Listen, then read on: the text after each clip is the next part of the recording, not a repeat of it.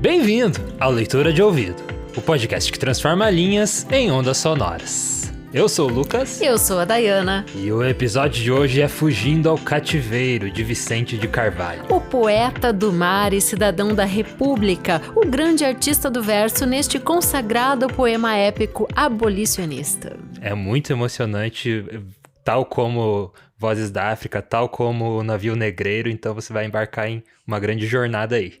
Boa leitura! Poemas e Canções, de Vicente de Carvalho. Fugindo ao Cativeiro.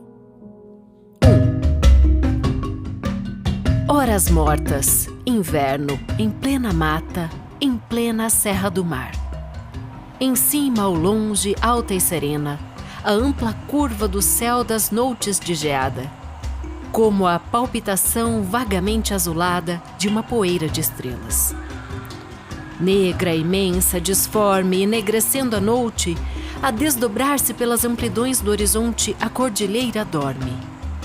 Como um sonho febril do seu sono ofegante, na sombra em confusão do mato farfalhante, tumultuando, o chão corre às soltas sem rumo. Trepa agora ao cantis por escarpas a prumo. Erriça-se em calhaus bruscos como arrepios, mais repousado além levemente se enruga na crespa ondulação de cômoros macios. Resvala num declive, e logo como em fuga, precipite. Através da escuridão noturna, despenha-se de chofre ao vácuo de uma furna. Do fundo dos grotões outra vez se subleva, surge, recai, ressurge, e assim, como uma torrente furiosa em convulsões, vai rolando na treva, despedaçadamente e indefinidamente.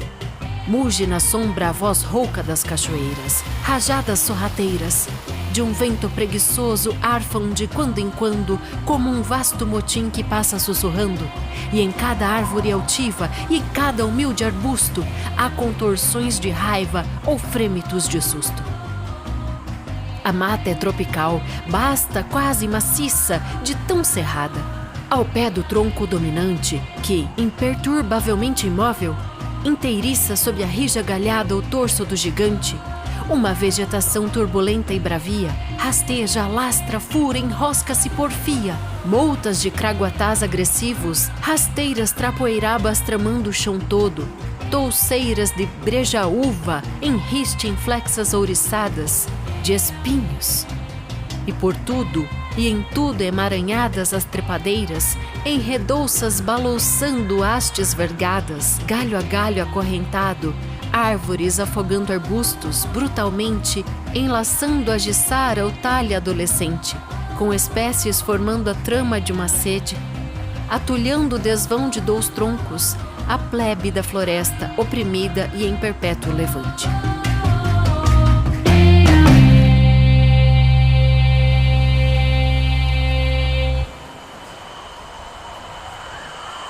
Acesa num furor de seiva transbordante, toda essa multidão desgrenhada, fundida como a conflagração de 100 tribos selvagens em batalha, a agitar sem formas de folhagens, disputa-se o ar, o chão, o orvalho, o espaço, a vida.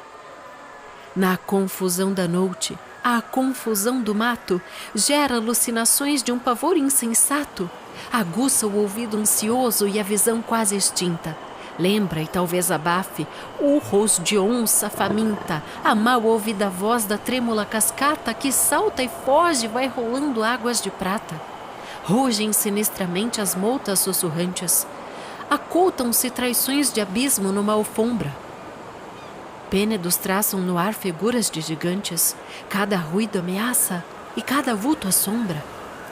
Uns tardos caminhantes, sinistros, meio nus, esboçados na sombra, passam como visões vagas de um pesadelo. São cativos fugindo ao cativeiro. O bando é numeroso, vem de longe no atropelo da fuga perseguida e cansada. Hesitando em vácuos de susto e avançadas afoutas, rompendo o mato e a noite, investindo as ladeiras, improvisam o rumo ao acaso das multas. Vão arrastando os pés chagados de frieiras. De furna em furna a serra imensa se desdobra, de sombra em sombra a noute infinda se prolonga. E flexuosa em vaivens, como de dobra em dobra, a longa fila ondula e serpenteia, e a longa marcha através da noite e das furnas avança. Vão andrajosos, vão famintos, vão morrendo. Incita-os o terror, alenta-os a esperança. Fica-lhes para trás, para longe, o tremendo cativeiro.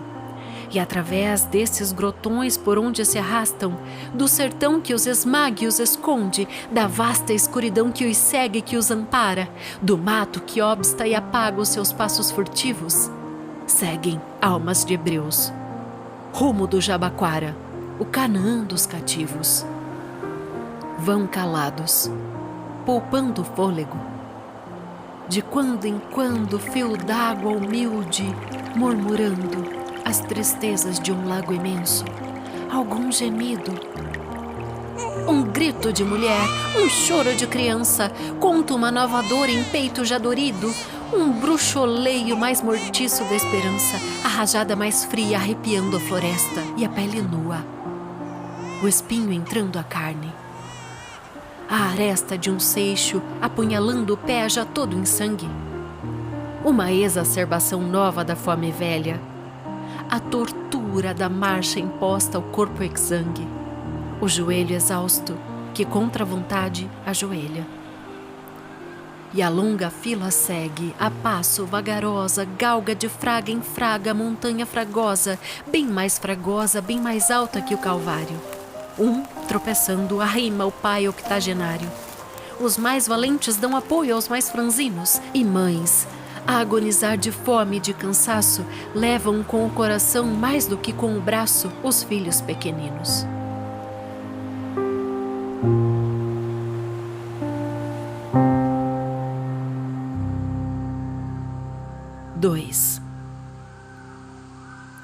Ei-lo por fim o termo desejado.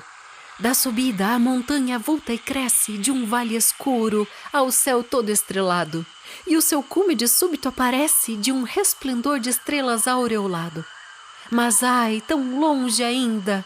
E de permeio a vastidão das sombras sem caminhos, um fundo vale tenebroso e feio, e o mato das barrocas, cheio de fantasmas, de estrépitos, de espinhos. Tão longe ainda! E os peitos arquejantes, e as forças e a coragem sucumbindo, estacando aterrados por instantes, pensam que a morte hão de encontrar bem antes do termo desse itinerário infindo. Tiritando a chorar, uma criança diz com voz débil: "Mãe, faz tanto frio." E a mãe os olhos desvairados lança em torno e vê apenas o sombrio manto de folhas que o tufão balança. "Mãe, tenho fome." A criancinha geme. E ela, dos trapos arrancando o seio, põe-lhe na boca ansiosa, aperta e espreme, arido e seco. E do caminho em meio ela, aterrada e muda, estaca e treme. Vai-lhe morrer, morrer nos próprios braços, morrer de fome o filho bem-querido. E ela, arrastando para longe os passos, o amado corpo deixará perdido para os seus beijos, para os seus abraços, esse cadáver pequenino, e o riso murcho no lábio e os olhos apagados. Toda essa vida morta de improviso hão de ficar no chão, abandonados à inclemência de sóis e do granizo. Esse intezinho débil e medroso, que ao mais leve rumor se assusta e busca o asilo do seu seio carinhoso, há de ficar sozinho, e em torno a brusca voz do vento ululante e cavernoso. E em torno a vasta noite solitária, cheia de sombras, cheia de pavores, onde passa a visão errante e vária dos lobisomens ameaçadores, em desfilada solta a tumultuaria. Desde a cabeça aos pés toda estremece, falta-lhe a força, a vista se lhe turva, toda a coragem na alma lhe esmorece. E afastando-se ao longe, numa curva o bando esgueira-se e desaparece. Ficam sós, ela e o filho agonizando. Ele a morrer de fome, ela de medo. Ulula o furacão, de quando em quando, e sacudindo os ramos e o folhedo, movem-se as árvores gesticulando. Ela ergue os olhos para o céu distante e pede ao céu que descortine a aurora. Dorme embuçado em sombras o levante, mal bruxoleia pela noite fora das estrelas o brilho palpitante. Tenta erguer-se e recai, soluça e brada, e apenas o eco lhe responde ao grito. Os olhos fecha para não ver nada, e tudo vê com o coração aflito, e tudo vê com a alma alucinada. Dentro se lhe revolta a carne, explode um instinto bruto e quebra-lhe a vontade. Mães, vosso grande amor que tanto pode menos que a indômita ansiedade, em que o terror os músculos sacode. Ela, apertando o filho estreitamente, beija-lhe os olhos úmidos, a boca, e desvairada em pranto, ebria e tremente, arrancando-o do seio de repente, larga-o no chão e foge como louca.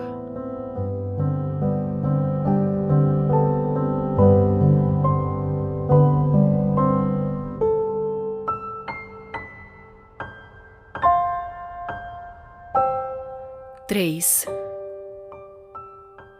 Aponta a madrugada, da turva noute esgarça o úmido véu, e espraia-se risonha alvoroçada, rosando os morros e dourando o céu. A caravana trôpega e ansiosa chega ao tope da serra. O olhar dos fugitivos descansa enfim na terra milagrosa, na abençoada terra onde não há cativos. Embaixo da montanha, logo adiante, quase a seus pés, uma planície imensa, clara, risonha, aberta, verdejante. E, ao fundo do horizonte, ao fim da extensa, macia várzea que se lhes depara, ali próxima em frente, esfumadas na luz do sol nascente, as colinas azuis do Jabaquara.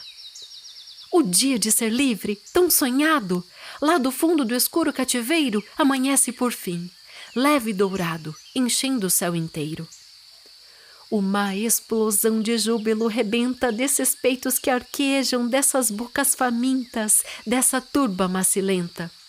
Um borborinho de palavras loucas, de frases soltas que ninguém escuta, na vasta solidão se ergue e se espalha, e em pleno seio da floresta bruta, canta a vitória a meio da batalha.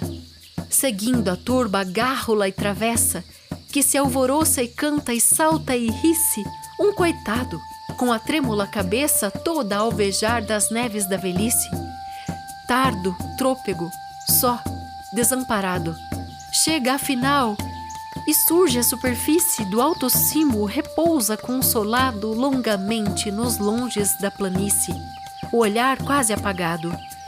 Distingue-a mal, duvida, resmungando, fita, compreende-a a pouco, vê-a anunciando próxima, esboçando no chão que brilha de um fulgor de área, num verde claro de ervaçal que ondeia, a aparição da terra prometida. Todo trêmulo ajoelha, e ajoelhado de mãos postas, nos olhos a alma e a vida, ele, o mesquinho e o bem-aventurado, adora o céu nessa visão terrena. E de mãos postas e sempre extasiado, murmura, reza esta oração serena com um tosco resumo do Evangelho. Foi Deus Nosso Senhor que teve pena de um pobre negro velho. Seguem, começa a íngreme descida, descem e recomeça a peregrinação entontecida no labirinto da floresta espessa, sob o orvalho das folhas gotejantes entre as moutas cerradas de espinheiros. Andrajosos, famintos, triunfantes, descem barrancos e despenhadeiros. Descem rindo a cantar, seguem felizes sem reparar que os pés lhes vão sangrando pelos espinhos e pelas raízes, sem reparar que atrás, pelo caminho por onde fogem como alegre bando de passarinhos da gaiola escapo, fica um pouco de trapo em cada espinho e uma gota de sangue em cada trapo. Descem rindo e cantando, em vozeria e em confusão, toda a floresta cheia de murmúrio das fontes da alegria deles, da voz dos pássaros gorjeia, tudo é festa. severos e calados, os velhos troncos plácidos ermitas, os próprios troncos velhos remoçados, riem no riso em flor das parasitas. Varando acaso as árvores à sombra da folhagem que é brisa arfa e revoa, na verde ondulação que úmida alfombra, o ouro leve do sol bubu à toa. A água das cachoeiras clara e pura salta de pedra em pedra aos solavancos, e a flor de São João se dependura festivamente à beira dos barrancos. Vão alegres, ruidosos, mas no meio dessa alegria palpitante e louca, que transborda do seio e transborda, canta e ri na boca, uma mulher absorta, acabrunhada. Segue parando a cada passo, e a cada instante os olhos para trás volvendo. De além, do fundo dessas selvas brutas, chama seu nome em lágrimas gemendo, uma vozinha ansiosa e suplicante. Mãe, onde geme que tão bem o escutas teu filho agonizante? 4. De repente, como um agouro e uma ameaça, um alarido de vozes estranha passa na rajada do vento. Estacam. Como um bando de ariscos, caetetus farejando a matilha, imóveis alongando o pescoço, arquejando. Presa a respiração, o olhar em fogo, enrilha os dentes, dilatada a narina, cheirando a aragem, escutando o silêncio, espreitando a solidão. Assim, numa alarma instintivo, estaca e põe-se alerta ao bando fugitivo. Nova rajada vem, novo alarido passa. Como, topando o rastro ainda fresco da caça, uiva a matilha enquanto inquire o chão agreste e de repente em fúria, alvoroçada investe e vai correndo e vai latindo de mistura, rosna ao dar-lhes na pista e escuta que os procura, e morro abaixo vem ladrando-lhes no encalço. Grita e avança em triunfo a soldadesca ufana, e os frangalhos ao vento, em sangue o pé descalço, alcateia usurpando a forma e a face humana, almas em desespero arfando em corpos gastos, mais aflitas levando os filhinhos de rastos, homens com o duro rosto em lágrimas, velhinhos esfarrapando as mãos a tactear nos espinhos. Toda essa aluvião de caça perseguida, por um clamor de fúria e um tropel de batida, foge, rompendo o mato e rolando a montanha, foge, e multas adentro e barrocas afora, arrasta-se, tropeça, esbarra-se a maranha. Arqueja, hesita, afrouxa e desanima e chora. Para. Perto, bramindo, a escolta o passo estuga. Os fugitivos, nesse aproximar da escolta, sentem que vai chegando o epílogo da fuga. A gargalheira, a algema, as angústias da volta. Além, fulge na luz da manhã leve e clara, o contorno ondulante e azul do Jabaquara. Adeus, terra bendita. Adeus, sonho apagado de ser livre. É preciso acordar, e acordado ver-te ainda, e dizer-te um adeus derradeiro, e voltar para longe para o cativeiro. Sobre eles, novamente, uma funérea noute cai para sempre. Como a trôpega boiada, que, abrasada da sede e tangida do açoute, se arrasta pela areia adusta de uma estrada. Volverão a arrastar-se, humildes e tristonhos, tangidos do azorrague e abrasados de sonhos, pelo deserto areal desse caminho estreito, a vida partilhada entre a senzala e o eito. Agrupam-se vencidos a tremer, escutando o tropel e os rugidos da escolta cada vez mais em fúria e mais perto. Nesse magote vil de negros maltrapilhos, mais de um olhar fitando o vasto céu deserto, ingenuamente expobra o pai, que enjeita os filhos. Destaca-se do grupo um fugitivo, lança em torno um longo olhar tranquilo de esperança e diz aos companheiros: fugi, correi, saltai pelos despenhadeiros. A várzea está lá embaixo, o Jabaquara é perto. Deixai-me aqui sozinho, eu vou morrer de certo, vou morrer combatendo e trancando o caminho. A morte assim me agrada. Eu tinha de voltar para conservar-me vivo. e é melhor acabar na ponta de uma espada do que viver cativo. E enquanto a caravana desanda pelo morro atropeladamente, ele, torvo, figura humilde e soberana, fica e a pé firme espera o inimigo iminente. Hércules negro corre, abrasa-lhe nas veias sangue de algum heróico africano selvagem, acostumado à guerra, a devastar aldeias, a cantar e a sorrir no meio da carnagem, a desprezar a morte espalhando-a às mãos cheias. Não pôde a escravidão domar-lhe a índole forte e vergar-lhe a altivez e ajoelhar o odeante do carrasco e da algema. Sorri para o suplício e aflito encara a morte sem que lhe o braço trema, sem que lhe ensombre o olhar o medo suplicante. Erguendo o braço, ele ergue a foice volta, enrola sobre a terra uma cabeça solta. Sobre ele vem cruzar-se o gume das espadas. Ah, prendei-lo jamais, respondem as folsadas, turbilhonando no ar e ferindo e matando. De lado a lado o sangue espirra a jorros. Ele, ágil, possante, ousado e heróico, formidando, faz frente, 1 contra 10. Defende-se e repele. E não se entrega, e não recua, e não fraqueja. Tudo nele, alma e corpo ajustados, peleja. O braço luta, o olhar ameaça e desafia. A coragem resiste, a agilidade vence. E, coriscando no ar, a foice rodopia.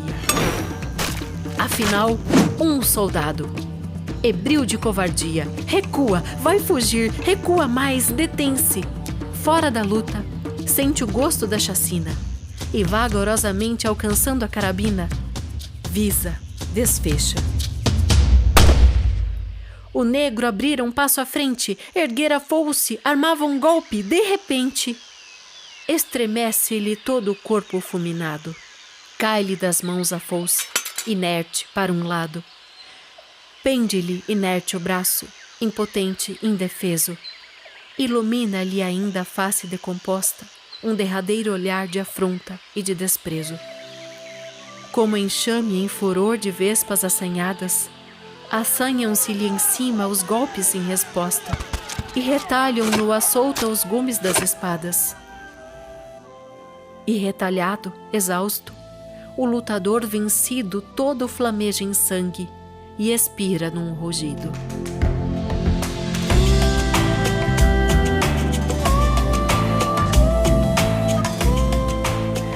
E esse foi Fugindo ao Cativeiro, de Vicente de Carvalho. Que intenso, hein? Muito comovente. Falamos muito juntos.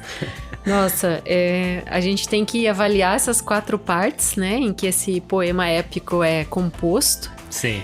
E eu enxergo aí um curta-metragem, viu? A gente vai falar disso daqui a pouco. Bom, já chegamos lá. Já chegamos lá. Bom dizer que o Vicente de Carvalho, a gente vai se demorar na biografia dele daqui a pouco, mas ele cresceu na cidade de Santos e eu preciso falar isso, que ele se refere ali ao Quilombo Jabaquara, que foi constituído em 1880 e foi o maior quilombo do Brasil. Ele durou por 6 anos. Todo mundo conhece o Quilombo dos Palmares, né? Mas o maior mesmo é o do Jabaquara. Então, quando a gente escuta na poesia que eles estão no topo da colina e querem enxergar o Jabaquara, de Santos que a gente está falando. Muito legal. Inclusive, eu li que ele era um dos que ajudava, né? Chegar até os quilombos. Ele fazia parte de um grupo, era Boemia Abolicionista o nome.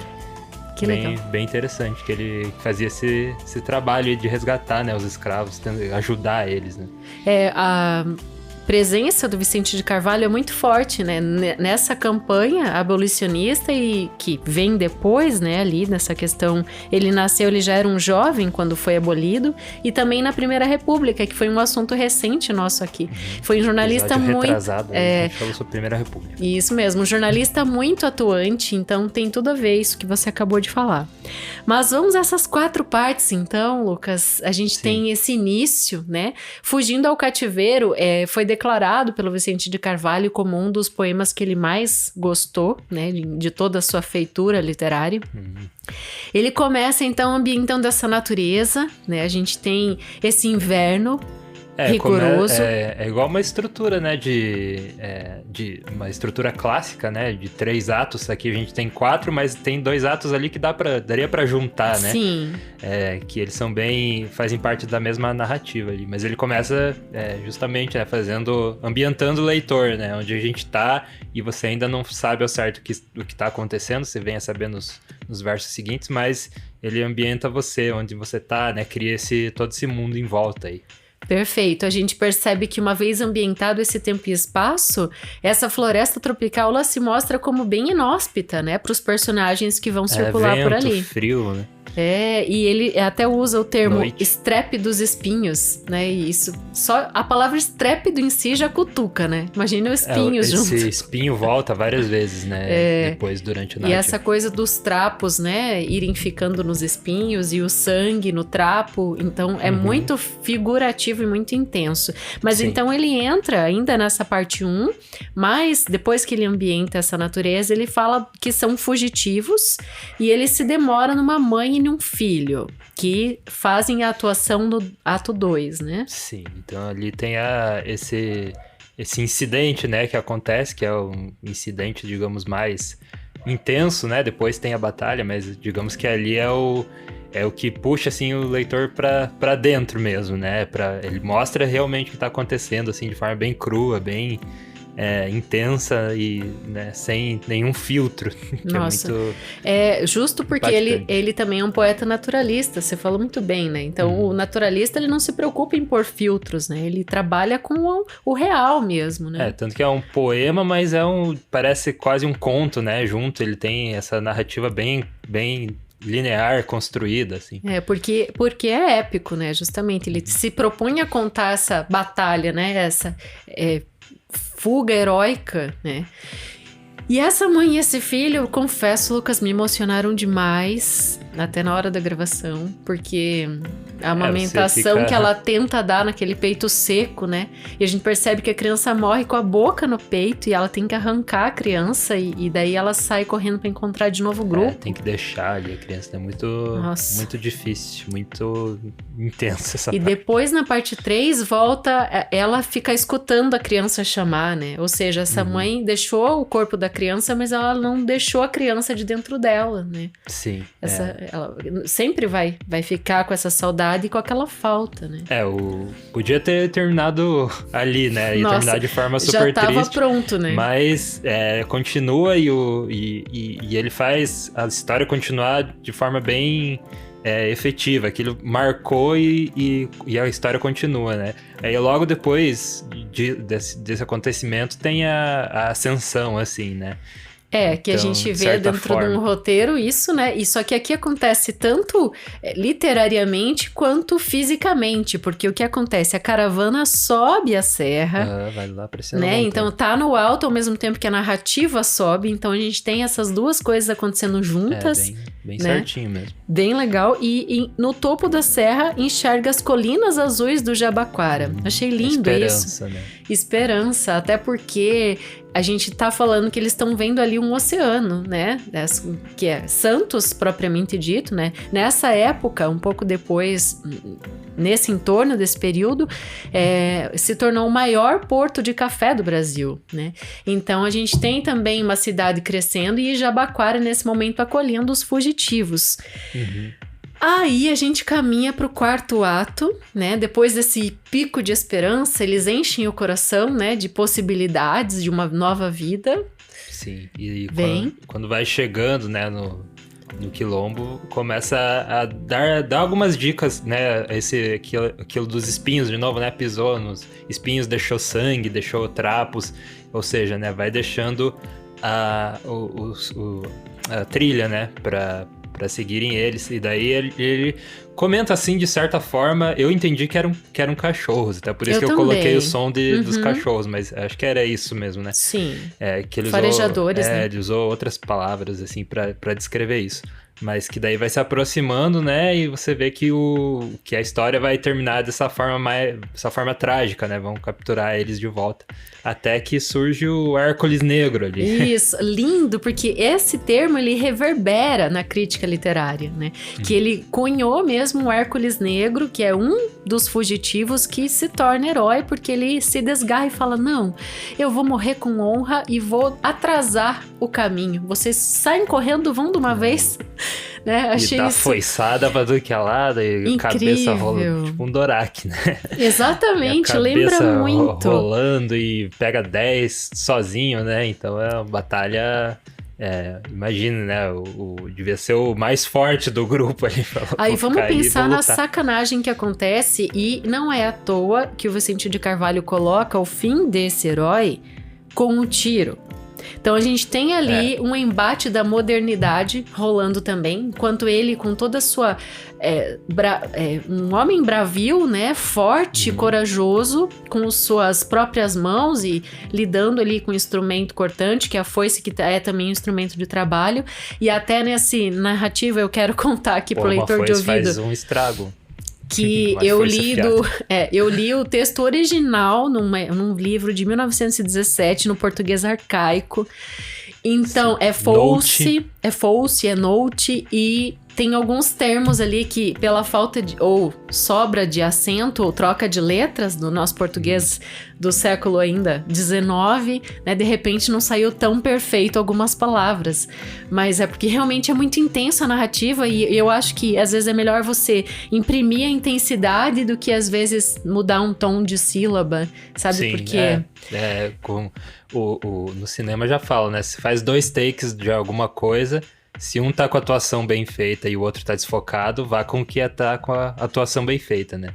Então você escolhe sempre o que tem a emoção ali incutida, né? Essa analogia me deixou mais tranquila. Eu ouvi umas 3 palavrinhas na escuta ali em que eu, né, de repente errei na pronúncia, mas é legal você falar isso porque eu acho que o leitor de ouvido ele também percebe, né? Você tá ali no calor da emoção, assim como no calor da batalha, né? E é muito bonito a forma como termina, porque esse cara realmente é um herói, porque daí o resto da tribo chega, né? E fica salvo. Termina, o termo em inglês falam bittersweet, né? Aquele amargo com doce, assim, junto. Então tem esse final que não... nem agrada demais, nem é totalmente trágico, né? Ele fica ali nesse meio, assim, que é muito legal, é muito criativo terminar uma história assim. E permite contemplar uma experiência humana avassaladora, né? Porque o que esses cativos viveram, né?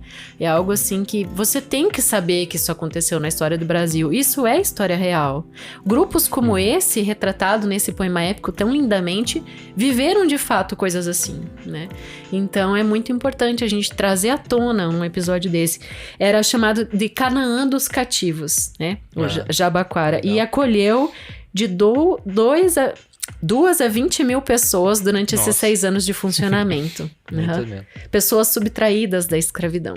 Incrível, né? História do Brasil. Jabaquara hoje é uma cidade relativamente pequena, em Santos. Inclusive, quando eu estava pesquisando sobre o nome do autor, vinha o bairro do Guarujá lá, que é Vicente de Carvalho. Então, homenagem a ele. Você quer entrar na vida do autor? Então, vamos falar da vida do Vicente de Carvalho. Pelo conto, ele era conhecido como poeta dos mares, né? Também. Isso. Tinha ele escrevia muito, muito, muito com o mar, assim, de planos de fundo sempre, né? Você comentou ali brevemente do café ali, da região de Santos. Eu também fiquei sabendo que ele era fazendeiro de café, né? Depois até eu anotei toda a multiplicidade de papéis que o Vicente de Carvalho ocupou em toda a sua vida. Só vou dizer antes o ano que ele nasceu, pra gente levar a biografia na sequência.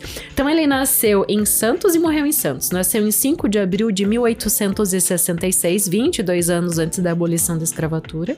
Já era formado em Direito, inclusive, quando aconteceu isso no Brasil. 20 anos ele se formou em Direito. Aos 20, super cedo, né? Entrou na faculdade com 16.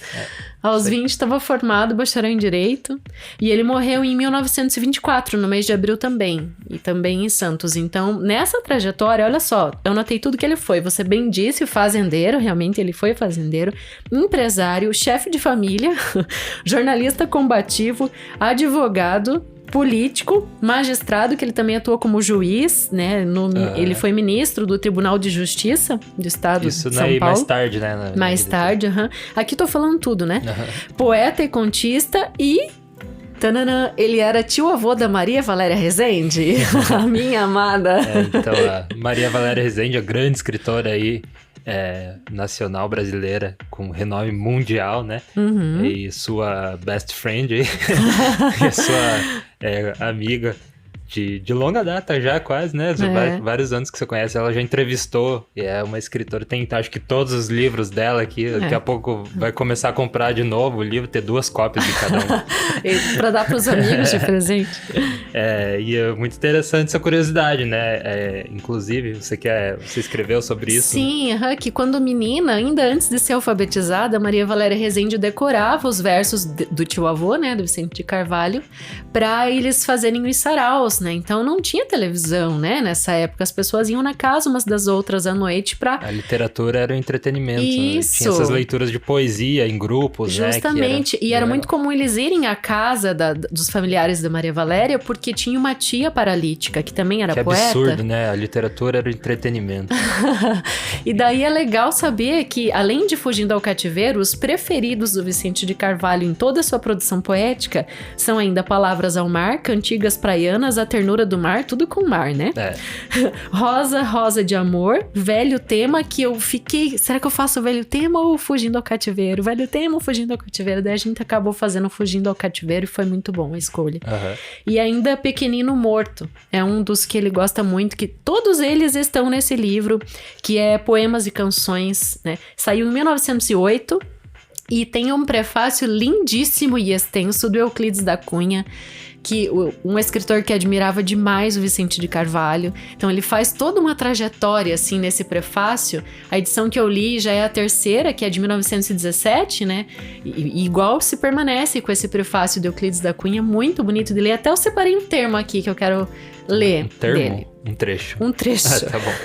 Vamos lá. Ele diz assim, ó. Imensa desventura do africano abatido pelo traficante, contrapusemos a rebentina do crioulo revoltado, Vicente de Carvalho agarrou, num lance magnífico, a única situação heróica e fugaz. Durando o que durou o relâmpago da foice coruscante, brandida por um Hércules negro de uma raça humilhada e sucumbida. Resumiu o poema, né? Muito bom. Lindo, né? Lindo demais. Muito legal. E aquele, você comentou ali dele, a gente tava falando dele ser fazendeiro, né? E costura com o nosso episódio lá um pouco dos Brusundangas da Primeira República, porque ele virou fazendeiro depois que foi instalada a Primeira República. Então ele tinha o cargo no governo, né? E depois que houve esse desmembramento, ele meio que...